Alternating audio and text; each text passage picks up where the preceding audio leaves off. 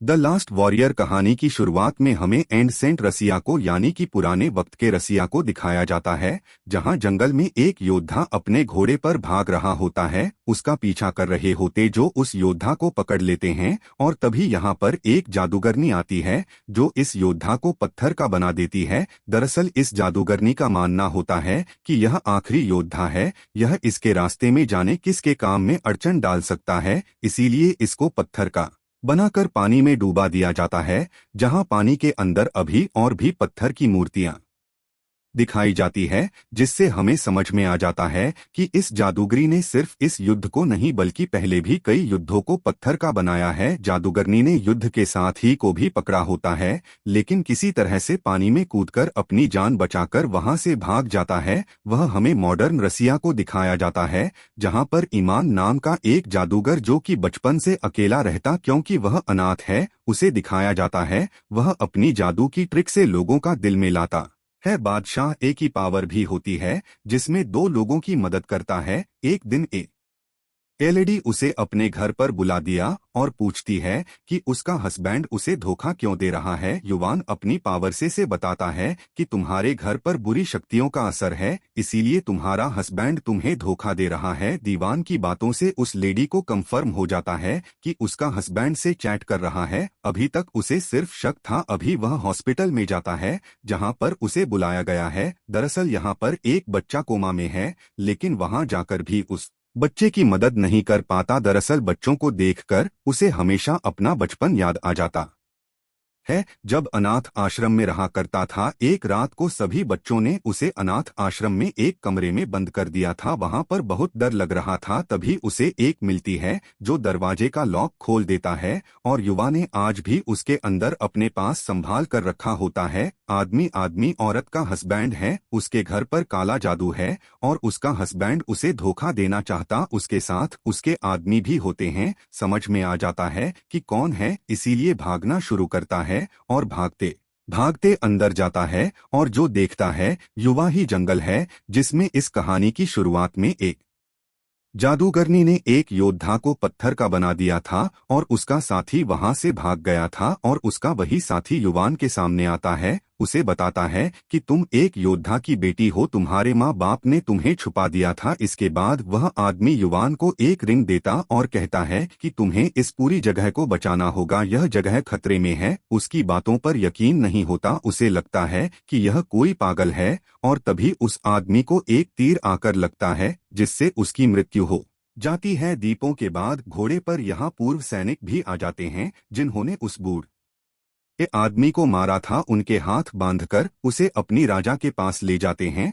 और जब उसके हाथ में अंगूठी देखता है तो वह बहुत खुश हो जाता है। उसके हाथ खोल कहते हैं कि तुम मेरे भाई हो जाता है, जो कि वही जादूगरनी है, उसको पत्थर का बनाया था। आपके पीछे पीछे चला जाता है जहां पर वह उसे कैद खाने में बंद कर देती है। दरअसल यह सिर्फ एक धोखा था। अभी वह देखता है कि वहां पर एक आदमी है जिसके हर एक शरीर के हिस्से को बर्फ के अलग अलग टुकड़े के अंदर कैद किया गया है। वाद विवाद को कहते हैं कि मैं तुम्हें जानता हूं, मैं यह भी जानता हूं कि तुम कहां से आए हो, और चाहे तुम नहीं जानते कि तुम कौन हो, तुम हेलो उषा की बेटी हो। हेलो सब वही है जिसे इस कहानी की शुरुआत में जादूगरनी ने पत्थर का बनाकर पानी में डाल दिया था। या दीवान को बताता है कि अगर तुम अपनी जिंदगी में अपनी दुनिया में वापस जाना चाहते हो तो तुम्हें एक खास तलवार को हासिल करना होगा और उसका बेटा ही हासिल कर सकता है, जो कि तुम हो। मैं भी कभी उस तलवार को हासिल किया था जिसके बाद में अमर हो गया को पता चली तो उसने मुझे और साथ ही इस दुनिया में जितनी भी जादूगर थे जो भी अच्छा काम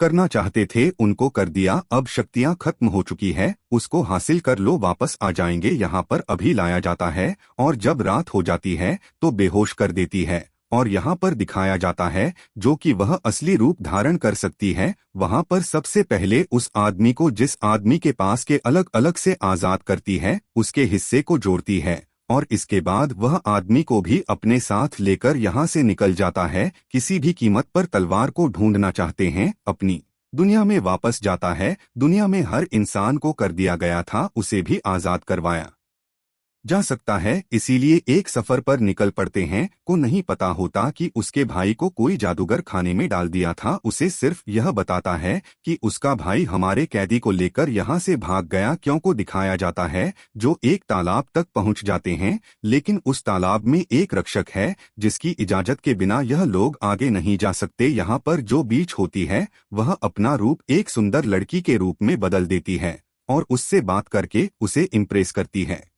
इसीलिए बीच में जो फ्रॉक की तरह दिख जाओ ना सिर्फ पीने आगे जाने की इजाजत देता बल्कि वह इनकी मदद करने के लिए भी तैयार हो जाता है और वह भी इन्हीं के साथ चल पड़ता है। अभी सब के सब आगे एक गुफा तक पहुंचते हैं जहां पर एक जॉइंट होता है जो कि खाना बना रहा होता है। चुपचाप उसके पीछे से निकल जाना चाहते हैं पर तभी युवान का फोन रिंग होना शुरू हो जाता है जिससे उस दानव को यानी कि उनको पता चल जाता है कि उसके पीछे कोई है। वह पीछे उड़ता है और इनके ऊपर हमला करता है जिससे वह दूर जाकर गिरता है, लेकिन किसी तरह से वापस आकर इसे डिस्ट्रैक्ट करता है और यहाँ से चुपचाप आगे निकल जाते हैं जहाँ पर एक खतरनाक नदी के सामने आती है। उसके अंदर बहुत ही खतरनाक मछलियां होती है। रॉकी प्राधिकरण पानी के अंदर जाता है तो क्यों मछलियों को यहाँ से हटा सकें। यहाँ पर क्वीन यानी कि जादूगरनी अपनी सेना के साथ आ जाती वहीं पर हमला करती है, लेकिन सब अपनी जान बचाने के लिए पानी के अंदर घुस जाते हैं जहाँ पर वह क्रिएचर जो फ्रॉक पहले होता है वही सबको कहता है कि तुम यहाँ से जाओ, मैं को इनक्रीज सामना करूंगा। और वो रास्ते के आगे आकर अपने शरीर को बहुत बड़ा कर लेता जिससे क्वीन के सैनिक आगे नहीं जा पाते। उनको इस बात से बहुत गुस्सा आता है और वह अपनी जादुई हंटर से उस पर हमला कर दी है जिससे उसकी मृत्यु हो जाती है। वहीं चारों को दिखाया जाता है जो सब के सब वहां से बचकर आगे निकल पड़ते हैं। दरअसल किसी भी कीमत पर तलवार को हासिल करके अपनी असली दुनिया में जाना चाहता है और वैसे भी जो कि फ्रॉक बन सकती हो ऐसा नहीं चाहती क्योंकि कहीं ना कहीं प्यार करने लगी है और ब्लॉक बनने की शक्ति रखती है इसके पीछे कहीं न कहीं। और उसके पूरे परिवार को एक बार फ्रॉक बदल दिया था, अपनी शक्तियों से उसे वापस से इंसान बना दिया। अब यहाँ पर एक बार फिर से कोई अपने साथियों के साथ पहुंच जाती है, वहीं पर हमला कर देती है। युवाओं को बंदी बना लिया जाता है और पहुंचने वाले होते हैं ऊपर से नीचे जमीन पर गिर जाती है जिससे उसकी जान को दिखाया जाता है जिसे अपने साथ ले जा रही होती है। इसी तरह से वहां से भाग जाता है।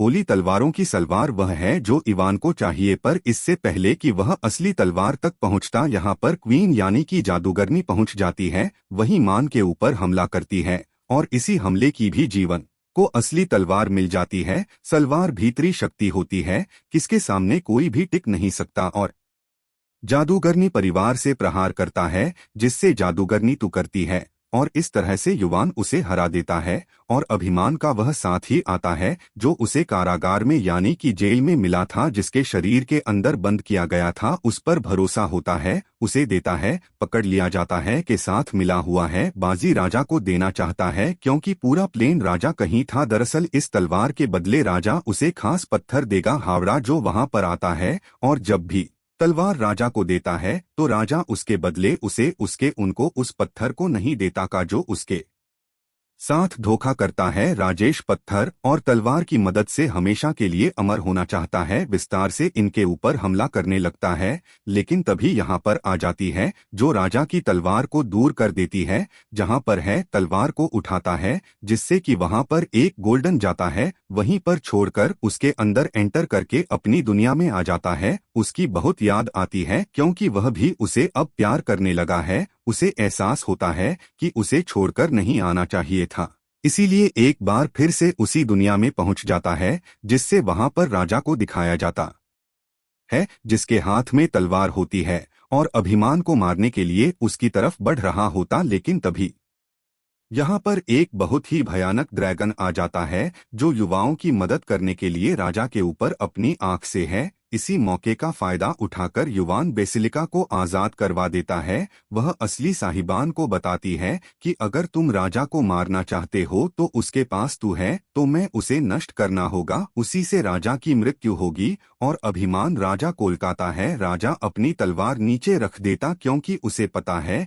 कि वह युवान से बहुत ज्यादा शक्तिशाली है। इन दोनों के बीच में फाइट होना शुरू हो जाती है। वही वैसे को दिखाया जाता है जो कोई जादूगर रही होती है। यहाँ पर पता चल जाता है कि राजा कभी भी उसका भाई नहीं था, बल्कि वह करना चाहता था उसके पिता को भी जाने और जादूगर का बनाया था काम के लिए इस्तेमाल किया था, जिसकी हिस्सों को उसने बर्फ की अलग अलग क्यों में जानबूझकर उस कारा घर में रखा था जहाँ परिवार था, ताकि वह अपने प्लान को अंजाम दे सकें। और अब जिस तरह से तलवार से खुदा मार हुआ था, राजा भी अमर हो चुका है और इन दोनों की ही जान स्टोन के अंदर है। अगर स्टोन को नष्ट किया गया तो राजा के साथ साथ वह भी मारा जाएगा। अगर वह अपनी जान को सैक्रिफाइस करते हुए तो उनको तोड़ देता है, जिससे वह और राजा दोनों की दोनों खाक में मिल जाते हैं, यानी उन दोनों का खात्मा हो जाता है। और जैसी राजा की मौत होती है वहीं यानी कि जादूगरनी भाग जाती है। और अब जबकि राजा की मौत हो चुकी है तो इन्होंने जितने भी लोगों को यहाँ पर पत्थर का बनाया था वह सब की सब पहले की तरह नॉर्मल हो जाते हैं। जिनकी फादर भी होते हैं अपनी फादर से मिलकर बहुत खुश होता है और है कि अब वह असली दुनिया में नहीं जाएगा, वहीं पर रहेगा। ओवैसी साथ शादी कर लेता है, एक बार फिर से आता है और हॉस्पिटल में जो बच्चा उसे आता है जो कि जादू होता है उसमें आ जाता है। इसी में हमें उसी क्वीन को यानी कि जादूगरनी को दिखाया जाता है जो कि अर्थ पर है, और अर्थ पर जो इवान के घर में लेडी काम किया करती थी करने की माँ होती है। दरअसल इन दोनों ने प्लान बनाया था कि यह जादुई दुनिया पर कब्जा करके उस दुनिया पर अपनी हुकूमत करेंगे, पर इनका वो प्लान फेल हो चुका है और अब यह कोई और फ्रेंड बनाना चाहते हैं। इसी के साथ ही कहानी यह फिल्म यहीं पर खत्म हो जाती है। यह फिल्म 2017 में रिलीज हुई थी। IMDb रेटिंग है 6.5। उम्मीद करते हैं कि यह कहानी आपको पसंद आई होगी।